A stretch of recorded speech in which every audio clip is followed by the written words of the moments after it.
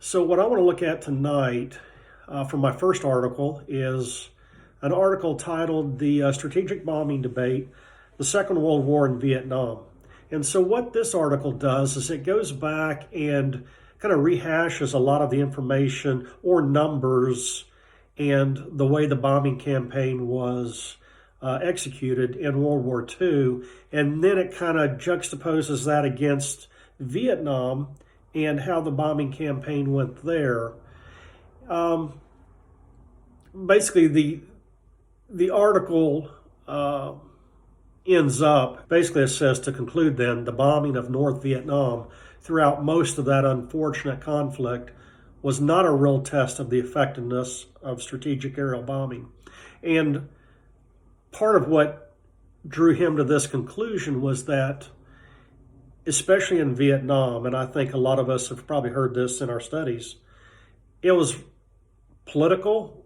Everything was run, well, I say everything. A lot of the missions, a lot of the fighting, the bombing was all done based on political decisions from the bureaucrats versus letting the military generals and people, run the program and get done what needed to be done. So there was a lot of political debate as far as where to bomb, how to bomb, what to bomb. And because of that, it was not very effective. Only toward the very end of the Vietnam War, they had a operation known as Linebacker 2, which is where the B-52s were finally allowed to bomb as they should have.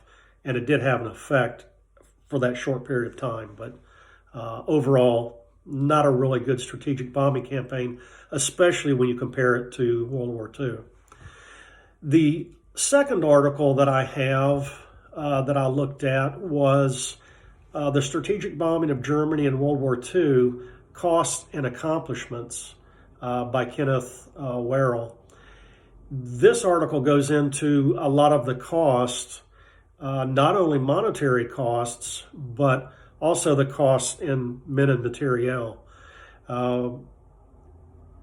The British started their bombing campaign prior to us getting involved, and they did not fare very well. A lot of it's done during the day, so they lost a lot of aircraft and men. When we came over and really started getting involved, we as in the United States did a high level, more pinpoint type bombing, if you want to call it that. Certainly nothing like what we have today. The Brits, they would do it at night. We would do it during the day. Initially, we had horrendous losses in men and equipment, plus just monetary cost. One of the numbers in this article talked about the overall war effort, depending on which study you look at, 25 to 45 or 25 to 40% of the war effort was actually involved in aircraft, men, and what they had to do for that mission.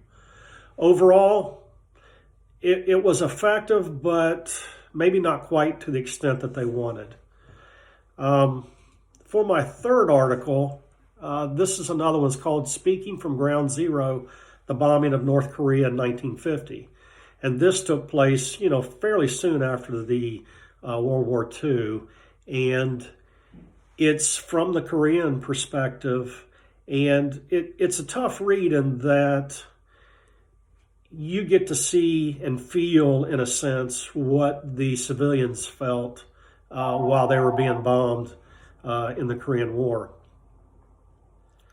So in reading this article, you definitely get a feel for what it was like to be on the receiving end of this bombing.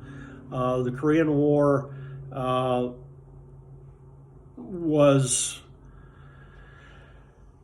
it not as politicized as the Vietnam War, but certainly not quite as free reign or let the military run the show as much as it was in World War II. And they were trying to mitigate some of the bombing or the collateral casualties, civilians and so forth, but it did not go well. And there was a lot of destruction in Korea, a lot of death, and it kind of gives you an idea of why there's such a animosity between the U.S. now and North Korea.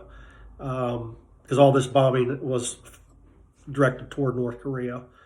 And you begin to understand why they're the way they are.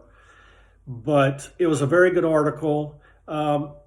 It didn't totally blast us in that we're horrendous people for doing what we did. It was a fairly well-rounded argument for both sides, but it was interesting to read, and I'll certainly incorporate this in some of my research as far as what the other side felt like.